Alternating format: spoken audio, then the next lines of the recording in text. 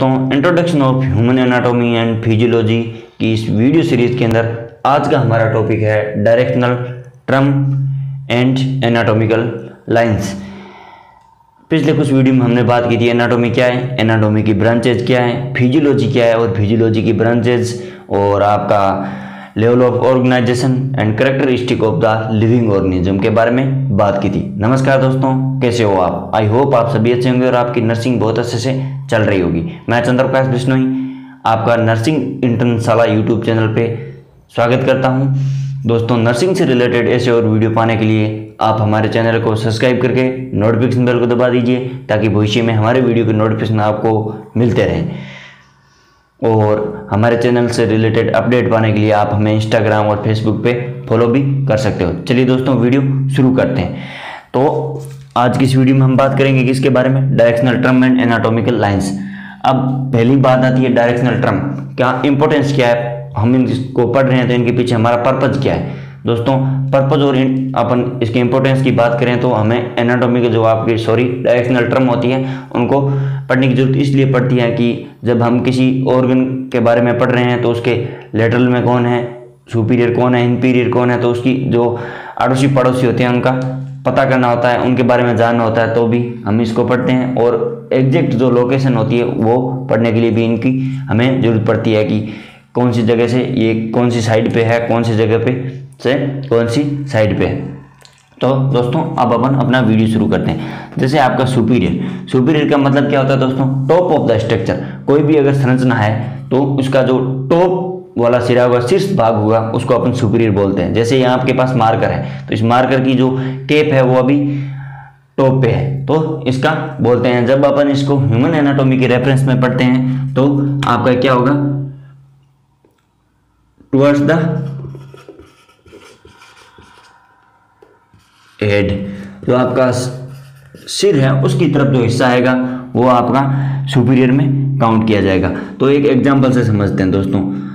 जैसे आपका हेड है, वो head is superior to shoulder. अपन ये एग्जांपल से समझ सकते हैं। दोस्तों, मेरे जो कंधे हैं वो नीचे हैं, मेरा शरीर है वो सिर है वो, हेड है वो ऊपर है, तो इस हिसाब से आपका ये हो गया सुपीरियर। अब आता है दोस्तों इन्फीरियर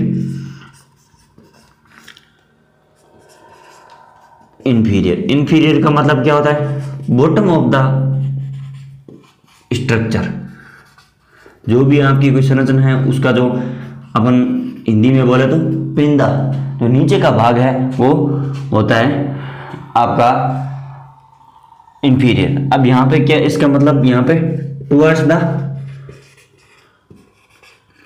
लोअर, आपकी बॉडी की जो लोअर एक्सट्रीमिटीज है उसकी जो हिस्सा होगा उसको अपन बोलेंगे। यहाँ पे अपन कर सकते हैं अपर एक्सट्रीमिटीज है, जो अपनी बॉडी की एक्सट्रीमिटीज उनकी ओर जो होगा वो होगा। तो अब यहाँ पे अपन एग्जांपल से समझते हैं। अपना जो नीचे का सोल है वो sole is inferior to the ankle, ठीक है।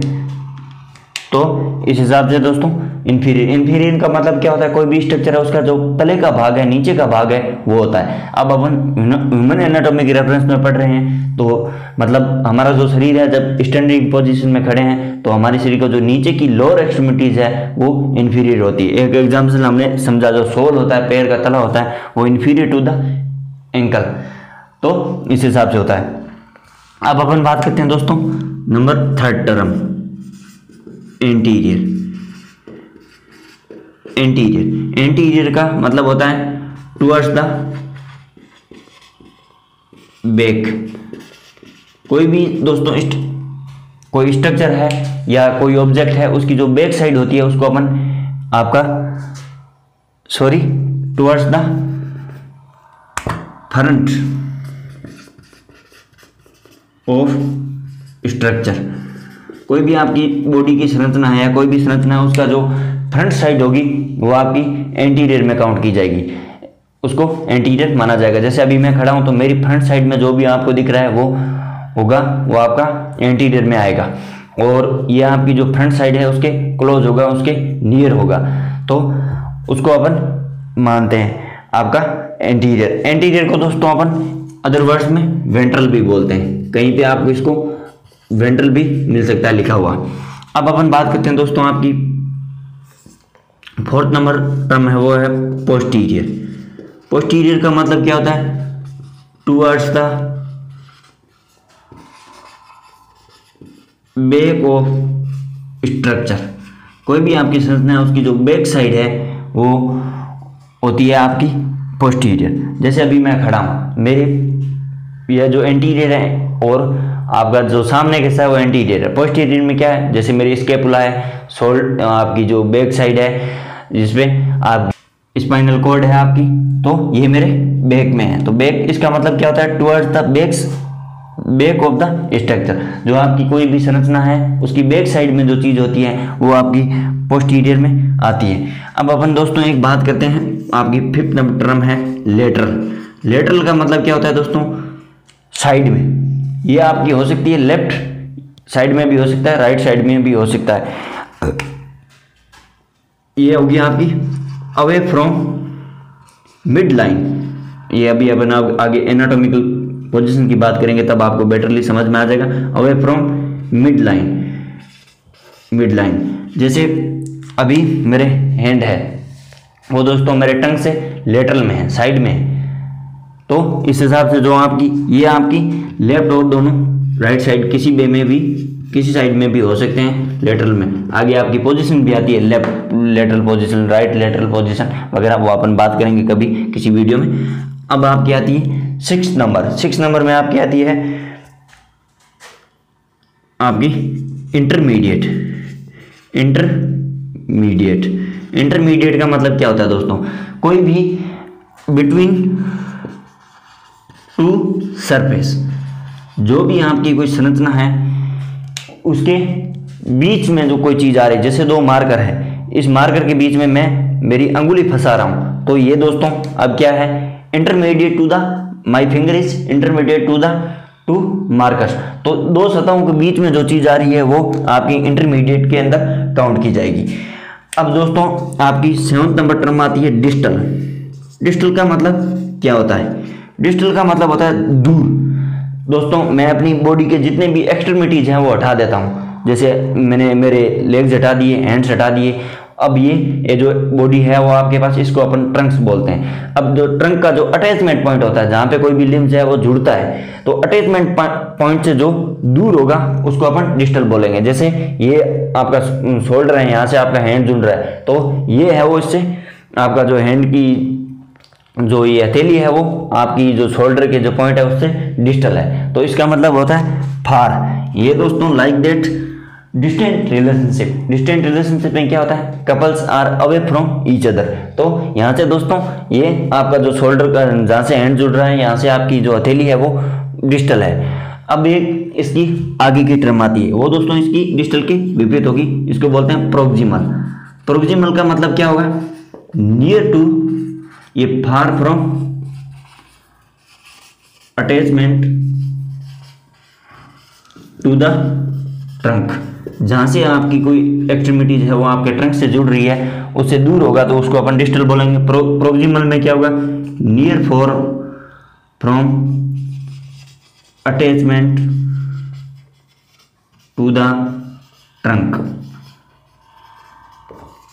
दोस्तों अब अपन बात करते हैं प्रोक्सिमल का मतलब क्या होगा? जो आपका ट्रंक है, जहां से आपका ये आपके जो हैंड निकल रहे हैं, तो ये जो आपकी कोहनी है वो प्रोक्सिमल टू द, यहाँ पे आपका जहाँ पे भी ये जॉइनिंग पॉइंट है, जहाँ पे आपकी इसके अंदर जो जॉइंट बन रहा है उससे क्या आपके नजदीक है। तो दोस्तों आगे की अपन बात करते हैं, एक आपकी टर्म आती है सुपरफिशियल और एक होती है आपकी डीप। सुपरफिशियल का मतलब क्या होता है दोस्तों? Near to the surface of structure. कोई भी संरचना है उसकी जो सरफेस है उसके जो जस्ट पास में है वो आपका है सुपरफिशियल। सुपरफिशियल में मतलब दोस्तों क्या है? की जो स्किन के आसपास है, हमारी बाहरी जो सरफेस है वो स्किन है, स्किन के जो नेक्स्ट नीचे जैसे आपकी डर्मिस लेयर आती है वो सुपरफिशियल है, इतनी डीप नहीं है। तो ये क्या होगी, near to the skin and away from bones, आपकी जो हड्डी है अंदर उससे ये दूर होगी। अब अपन बात करते हैं डीप होगी वो दोस्तों क्या होगी, अवे फ्रॉम सरफेस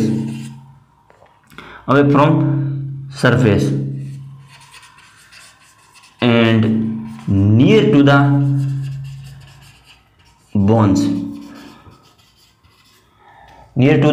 बोन्स।